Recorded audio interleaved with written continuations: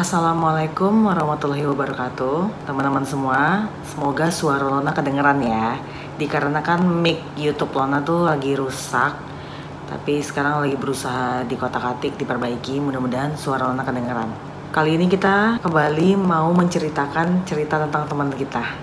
Ya ampun Mbak Lona, saya mau menceritakan pengalaman saya lagi yang di luar nalar. Saya semalam sholat malam. Dan di dalam sholat malam saya terseliplah doa untuk suami saya agar suami saya didekatkan oleh teman-teman yang soleh. Dan benar sekali, baru tadi banget suami cerita lewat telepon kalau tadi malam suami saya diajak makan bareng sama temennya yang soleh. Begitu juga dengan anak saya Mbak Lona. Dan semalam selepas saya sholat malam, saya berucap supaya barang yang saya beli secara online segera datang. Dan hal itu benar-benar terjadi hari ini. Masya Allah Mbak Lona, benar-benar Allah itu sangat dekat sekali sama kita. Terima kasih ya Rob. Terima kasih juga buat Mbak Lona yang selalu memotivasi kami semua, seluruh masyarakat Indonesia.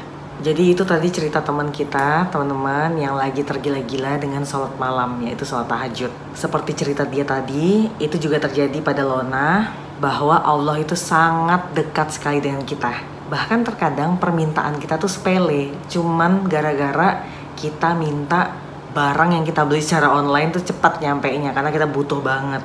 Dan ternyata benar, barang itu nyampe tepat waktu. Untuk beberapa orang yang gak paham atau gak percaya, bisa aja denial dan berkata, ya emang barangnya aja kali yang kebetulan nyampe, atau emang semestinya aja itu barang nyampe. Teman-teman, balik lagi yang Lona ceritain ke teman-teman. Berdasarkan pengalaman hidup Lona, setiap orang itu bakal selalu diuji. Tapi kalau kita pengamal jalur langit, apalagi sering sholat tahajud, itu kita bakal diberi petunjuk. Diberi petunjuk yang tidak diberikan oleh Allah kepada orang-orang yang mungkin tidak mengamalkan sholat tahajud. Makanya Lona bilang teman-teman, sejak Lona sholat tahajud, itu ujian tetap ada, masalah tetap ada, tapi terasanya ringan, lebih diperkecil. Jadi Lona tuh santai menjalaninya. Oke, kita lanjut ke cerita teman Lona sendiri ya. Ini kebetulan yang cerita adalah sahabat Lona sendiri. Kali ini dia menceritakan ketakjubannya terhadap hasil dari dia rajin atau rutin mendawamkan sholawat adrik nih. Aku terkesima dengan sholawat adrik nih Lon. Kayak Allah itu selalu aja dengerin apa yang aku mau. Jadi Lon, aku itu rajin mendawamkan sholawat adrik nih agar Allah tuh bisa membantu aku untuk menyekolahkan anak-anakku di tempat yang bagus. Kemarin kan kamu tahu sendiri kondisi suami aku lagi jatuh banget Lon. Sempet takut, bisa nggak ya masukin anakku ke SD yang aku impikan. Terus aku kekeh aja Lon bilang ke suami aku, nanti pasti ada uang bayar cash untuk masuk sekolah anak kita. Pasti ada. Dan bener aja, seminggu sebelum tes masuk SD, entah kenapa suami aku tiba-tiba dapat uang 2 kali lipat dari bayaran masuk SD-nya Lon. 2 kali lipat loh Lon. Bahkan masih lebih, masih bisa untuk masukin ke sekolah yang lebih mahal lagi dari sekolah yang aku pengen ini.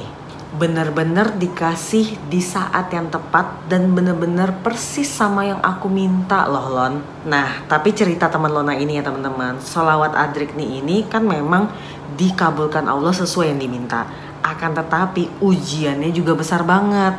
Nah, tapi tipikal temanku ini kan orangnya tuh seneng gitu sama hasil yang besar.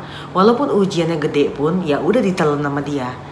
Beda sama Lona. Lona sempet sih rutin lagi membaca sholawat adrik nih. Dan memang pengabulannya juga bagus ya, sesuai dengan yang diceritain teman Lona. Akan tetapi Lona ini kan orangnya panikan, orangnya anxiety, terlalu ketakutan menghadapi ujian yang kalau Lona baca sholawat nariyah, ujian ini agak kecil gitu loh.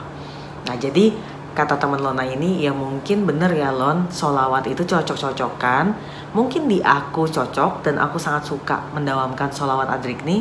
Tapi kalau di Lona, karena Lona orangnya panikan, anxiety, Lona lebih cocok mendawamkan sholawat nariyah. Karena nariyah itu nenangin banget.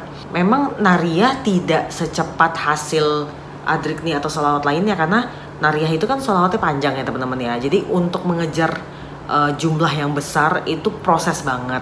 Akan tetapi nariyah juga memiliki hasil yang dahsyat. Terlebih lagi nariyah ini kayak ngelindungin banget gitu loh. Nah jadi teman Lona ini sangat tergila-gila dengan sholawat adrik nih.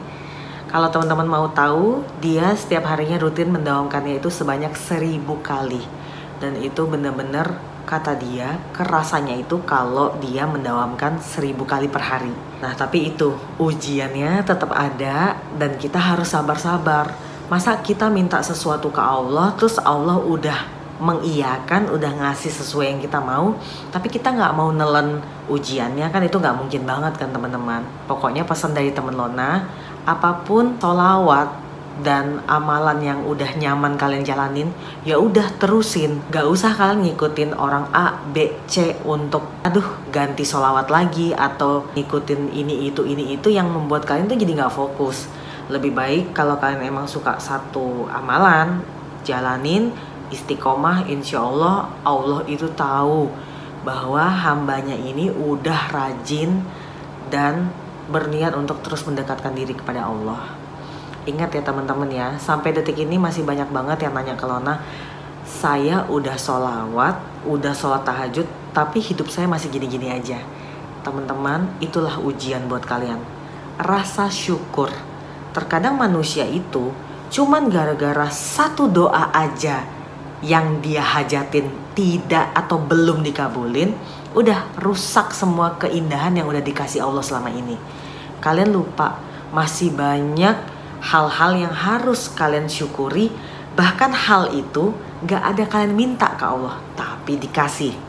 Contoh, Lona gak pernah minta ke Allah anak Lona pintar di sekolah, tapi Allah ngasih. Lona gak pernah minta ke Allah anak Lona tuh santun ke Lona, tapi Allah ngasih.